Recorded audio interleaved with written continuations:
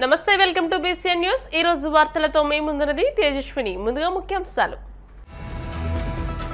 Pendurthi police station పరిధిలో పోలీసుల విస్తృత తనిఖీలు అక్రమంగా నిల్వ ఉంచిన మందుగుండు సామాగ్రి స్వాధీనం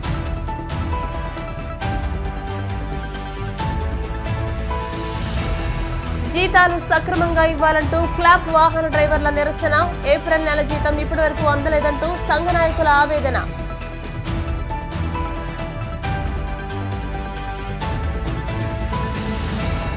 కాకినాడ సిటీ ఎమ్మెల్యేగా కొండబాబు గెలవాలంటూ సైకిల్ యాత్ర కూటమి అధికారంలోకి రానుందంటూ నాయకుల్లో ధీమా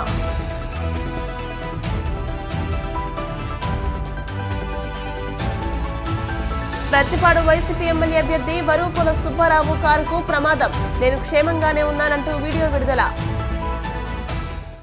విశాఖ జిల్లా పెందుర్తి పోలీస్ స్టేషన్ పరిధిలో అక్రమంగా తయారు చేస్తున్న బాణసంచా సామాగ్రిని పోలీసులు స్వాధీనం చేసుకున్నారు.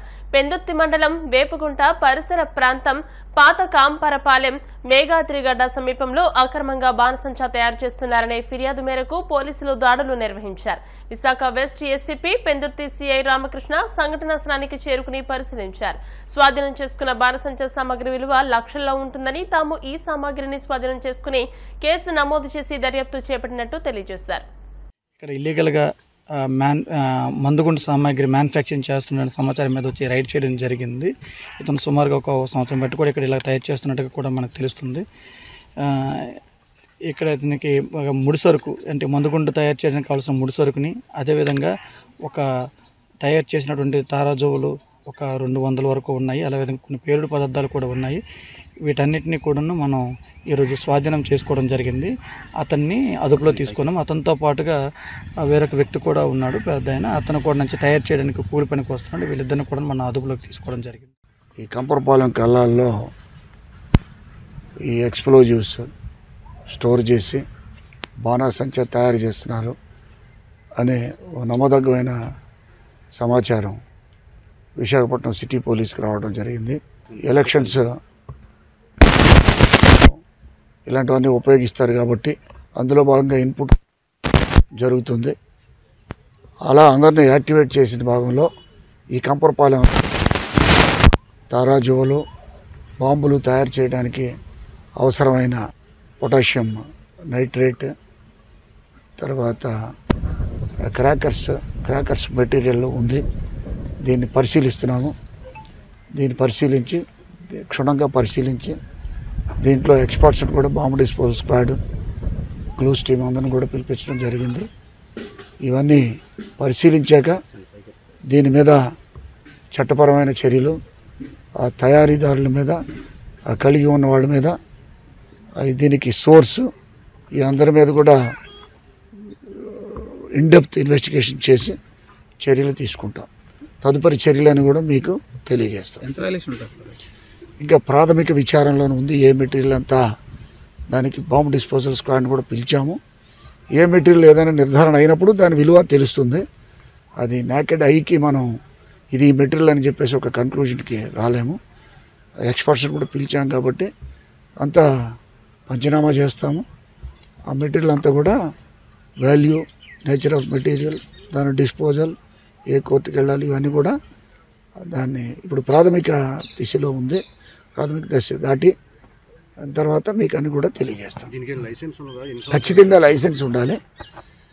క్రాకర్స్ కానీ ఎక్స్ప్లోజివ్స్ కానీ ఎక్స్ప్లోజివ్ సబ్స్టాన్స్ కానీ ఎవరైనా కలిగి ఉండాలంటే ఎక్స్ప్లోజివ్స్ యాక్ట్ కానీ ఎక్స్ప్లోజివ్ సబ్స్టాన్స్ యాక్ట్ ప్రకారం కానీ ఖచ్చితంగా ఒక వ్యక్తి లైసెన్స్ ఉండాలి. డిస్ట్రిక్ట్ మ్యాజిస్ట్రేట్ గారి దగ్గర నుంచి లైసెన్స్. జీతాలు జాప్యం కావడంపై కాకినాడ నగరపాలక సంస్థ క్లాప్ వాహన డ్రైవర్లు శుక్రవారం ఉదయం విధులకు హాజరయ్యి వినూత్న రీతిలో తమ నిరసన తెలిపారు. ఈ సందర్భంగా యూనియన్ నాయకుడు ఇస్మాయిల్ మాట్లాడుతూ 2022 జనవరి నుంచి క్లాప్ వాహనాలు అమల్లోకి వచ్చాయని, నాటి నుండి ఏనాడు 5వ తేదీలోపు జీతాలు అందుకోలేదని ఆవేదన వ్యక్తం చేశారు. ఏప్రిల్ జీతాలు నేటికి అందకపోవడం దారుణమని అన్నారు. ఈ సందర్భంగా సిఐటియు నగర అధ్యక్షుడు పలివేల వీరబాబు మాట్లాడుతూ జనవరి నెల నుంచి PF, ఈఎస్ఐ కూడా జమ కాలేదన్నారు. నగరపాలక సంస్థ అధికారులు జోక్యం చేసుకుని క్లాప్ వాహన డ్రైవర్లకు జీతాలు ఇప్పించాలన్నారు. లేని పక్షంలో ఆందోళనను తీవ్రతరం చేస్తామన్నారు. ఈ కార్యక్రమంలో యూనియన్ నాయకులు సంతోష్, విక్టర్, రామారావు, దుర్గాప్రసాద్, భద్ర, విజయ్, సత్య, గంగాధర్, శ్రీనివాస్ తదితరులు పాల్గొన్నారు. 2022 జనవరి నుంచి ఈ యొక్క కాకినాడ క్లాప్ అన్నది ప్రారంభం జరిగిందండి. గత 2.5 సంవత్సరం దగ్గర 3వ సంవత్సరం నడుస్తుంది. ఇప్పటి వరకు కూడా చాలని వేతనాలతో మేము మా యొక్క పోషణ జరుగుతుంది. కాకపోతే గతంలో చాలాసార్లు శాలరీ మాది పెంచమని చెప్పి అడగడం జరిగింది. అయితే ఇప్పటి వరకు అవ్వలేదు. అది ప్రస్తుతానికి గవర్నమెంట్ డ్రైవర్కి సమాన పనికి సమాన వేతనం ఏదైతే జీవో నెంబర్ 7 ప్రకారంగా 18,500 రూపాయలు శాలరీ ఇవ్వాల్సి ఉందో అదే శాలరీని మన క్లాబ్ డ్రైవర్స్ అందరికీ అమలు చేయాలని కోరడం జరుగుతుంది. ప్రస్తుతానికి ఈ ఏప్రిల్ నెల నుంచి ఇప్పుడు మే నెల 25వ తారీఖు వచ్చింది. ఇప్పుడు వరకు కూడా సకాలంలో మనకి జీతాలు ఏదైతే చెల్లించడం జరగలేదు. జనవరి నుంచి ఇప్పటి వరకు పిఎఫ్, ఈఎస్ఐలు కూడా అమలు కాలేదు. గౌరవనీయులైన మన మున్సిపల్ కమిషనర్ గారు అండ్ గౌరవనీయులైన మన ఎంహెచ్ఓ గారు మీ యందు పనిచేస్తున్నటువంటి క్లాబ్ డ్రైవర్లందరినీ దృష్టిలో ఉంచుకొని మా అందరికీ కూడా సకాలంలో 1 నుంచి 5వ తారీఖు కల్లా జీతాలు అమలు చేయాలని, ఏదైతే గవర్నమెంట్ జీవో ఉందో 07 ప్రకారంగా 18,500 రూపాయలు జీతం మాకు చెందేలాగా దానికి అడగాలని, పిఎఫ్, ఈఎస్ఐలు అమలు చేయాలని, 3 సంవత్సరాలుగా పనిచేస్తున్నట్టు మాకు ఎటువంటి గుర్తింపు కార్డు లేదు. ఈ గవర్నమెంట్కి నగరపాలక సంస్థకి అనుసరించి దానికి సంబంధిత గుర్తింపు కార్డు కూడా మాకు ఇప్పించాలని కోరడం జరుగుతుందండి. తిరుపతి గోవిందరాజస్వామి బ్రహ్మోత్సవాల్లో 7వ రోజున స్వామివారు చంద్రప్రభ వాహనంపై దర్బార్ కృష్ణుడి అలంకారంలో దర్శనమిచ్చారు. మంగళ వాయిద్యాలు, భజనలు, కోలాటాల నడుమ ఆలయ మాడవీధుల్లో కోలాహలంగా వాహన సేవ నిర్వహించారు. ఈ సందర్భంగా అర్చకులు మాట్లాడుతూ ఔషధీసుడైన చంద్రుడు మనకు పోషకుడని, చంద్రుడు లేకపోతే భూమిపై జీవనం లేదని, చంద్రుని వల్లే ఆనందం, చల్లదనం కలుగుతుందన్నారు.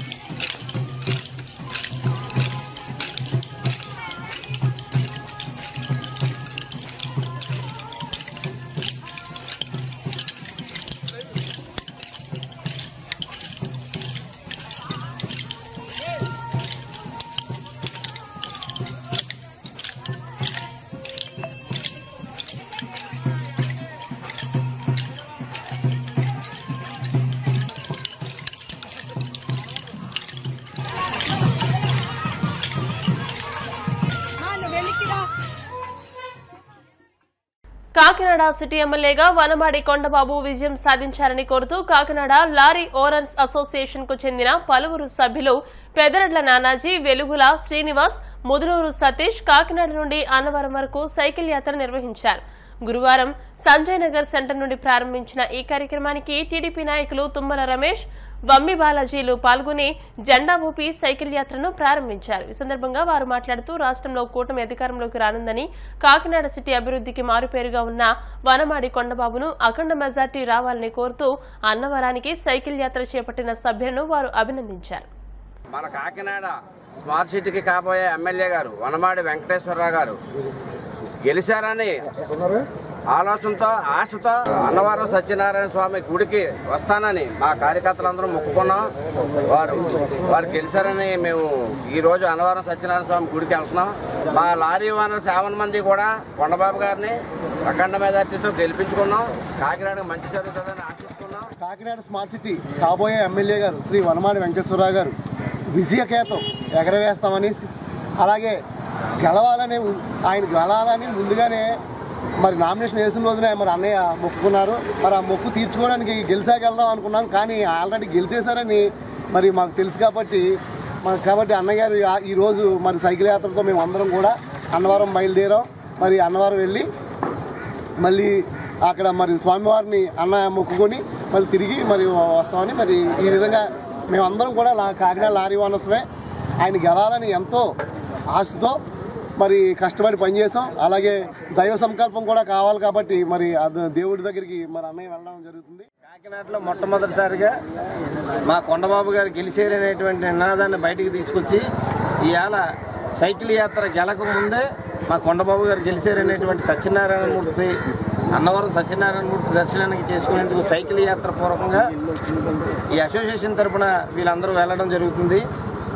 అలాగే వీళ్ళకి మా కొండబాబు గారి తరఫున, అలాగే మా తెలుగుదేశం పార్టీ నారా చంద్రబాబు నాయుడు గారి తరఫున ప్రత్యేకమైనటువంటి ధన్యవాదాలు తెలుపుకుంటూ, కాకినాడ సిటీ మాజీ ఎమ్మెల్యే దూరంపూడి చంద్రశేఖర్ రెడ్డి గారు ఏదైతే ఈ కాకినాడ లారీ ఓనర్స్కి ఏదైతే చేశారో తీరని అన్యాయం చేశారు కాబట్టి ఈ రోజున ముక్తకంఠంతో లారీ ఓనర్స్ అండ్ అసోసియేషన్ మొత్తం అందరూ కూడా కుటుంబ సభ్యులందరూ కూడా అందరూ భార్యా పిల్లలతో అందరూ కూడా రోడ్ల మీదకి వచ్చి కాకినాడలో కొండబాబు గారిని అఖండమైన మెజారిటీతో గెలిపించుకున్నందుకు ముందుకు రావడం జరిగింది. దానికి దిక్సూచిగానే ఈరోజు వీళ్ళు చేస్తున్నటువంటి సైకిల్ యాత్ర విజయవంతం కావాలని ఆ దేవదేవుని ఆశీస్సులు మా కొండబాబు గారిపై, అలాగే కాకినాడ సిటీలో మా తెలుగుదేశం పార్టీ నాయకులు కార్యకర్తలపై, అలాగే లారీ ఓనర్స్ అసోసియేషన్ కుటుంబ సభ్యులు అందరిపై ఉండాలని కోరుకుంటూ విజయవంతంగా ఈ సైకిల్ యాత్ర ఫినిష్ చేయాలని చెప్పేసి కోరుకుంటున్నాం. ఇప్పుడు కాసేపు ప్రకటనలు.